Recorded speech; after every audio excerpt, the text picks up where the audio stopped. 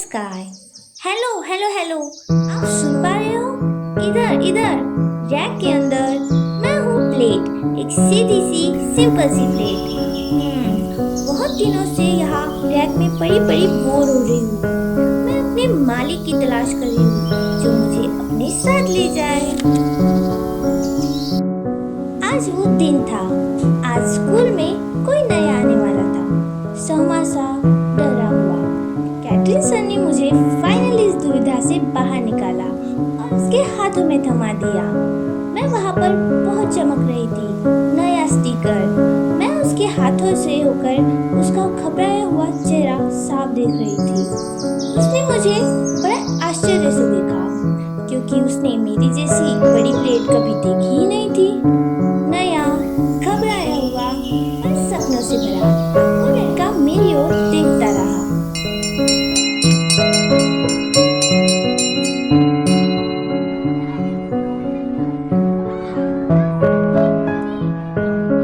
मेरा पहला दिन था और उसका भी। जब लाइन में सारे खड़े थे, वहाँ पर मेरे भी साथी थे, पर वो लोग मेरे जैसे चमक नहीं रहे थे। मैंने उससे पूछा, आप कितने दिनों से ड्यूटी कर रहे हो? तो मैं हैरान हो गई। कोई 2 साल से, कोई 3 साल से, कुछ के तो 7 साल भी पूरे हो गए थे। उन्होंने मेरे साथ पहली बार खाना खाया। वो बहुत सहमा था, शायद उसे घर की याद आई होगी। हमने खाना खत्म किया। जब हम बाहर आए तो हमने देखा कि नवोदय के बच्चे बहुत खतरनाक हैं। हम पे वो बहुत ज्यादा अत्याचार करते हैं। कोई हमें घुमा रहे हैं, कोई हम पे तबला बजा रहे हैं, कोई हमारे ऊपर पानी पी रहे हैं। मैं तो हैरान हो गई। अब बारी थी मेरे मालिक के साथ घर जाने की। मेरे मालिक मुझे हॉस्टल ले गए, नई पेटी खोली और उसमें रख दिया। मैं बहुत खुश थी। मस्त बैठो और चिल करो। पर जब समय बीतता गया तो मेरे मालिक ने मुझसे दूरी बनाना चालू कर दिया। इवन दो अभी तो मुझे कहीं पर भी रखने लगे, कभी पेटी पर, कभी गद्दे के नीचे, कभी खिड़की पे, कभी धूप में, कभी दीवार पर। मैं तो थक गई रे बाबा, मुझसे नहीं होगा। शनि मेरे ऊपर मंडरा रहा था। एक दिन की बात है, मुझे कोई तो उठा ले गया। तब मुझे समझा कि अब तो मेरे मालिक भी बदल गए हैं। अब मुझे फिर से पहले जैसी ट्रीटमेंट मिलेगी। मुझे क्या पता था, वो तो इससे भी बड़ा हैवान निकलेगा। मुझे उससे जोर से पीटना चालू कर दिया। मेरा सारा शरीर उसने मरोड़ दिया था। उसने मेरा नक्शा ही बदल डाला। मुझे ऐसा लगने लगा कि अब तो मैं गई काम से। मैं मालिक के साथ बहुत दिन तक रही। मानो ये 7 साल कैसे गुजर गए पता ही नहीं चला। आखिर के दिनों में मुझे फिर से किसी ने उठा लिया। मैंने देखा, अरे ये तो मेरे पहले मालिक है जिनसे मैं बिछड़ गई थी।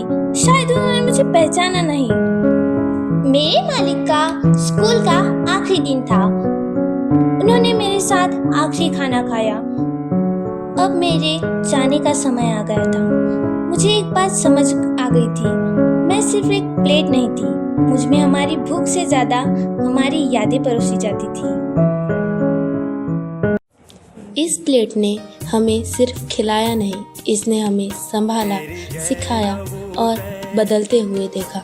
नवोदय का हर बच्चा बढ़ता गया और इस प्लेट ने उस सफ़र का हर किस्सा चुपचाप देखा। नई प्लेट से शुरू हुआ था सफ़र और कहानी बनकर ख़त्म हुआ। नवोदय में प्लेट गिरती है, खो जाती है, चोरी होती है, पर कभी यादों से नहीं जाती। जिस प्लेट को हम सिर्फ लोहा समझते थे, वही प्लेट हमारी परछाई बन गई।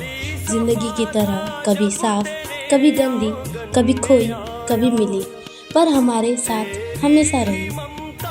नवोदय की प्लेट कभी पेट भरती है, कभी दिल, और एक दिन ये खामोशी से हमें बड़ा कर जाती है। तूने जो मुझ पर, वो ही मेरी हर रग में बहता है नवोदय।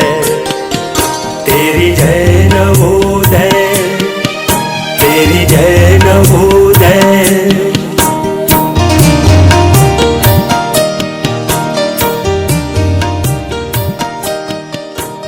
इंसान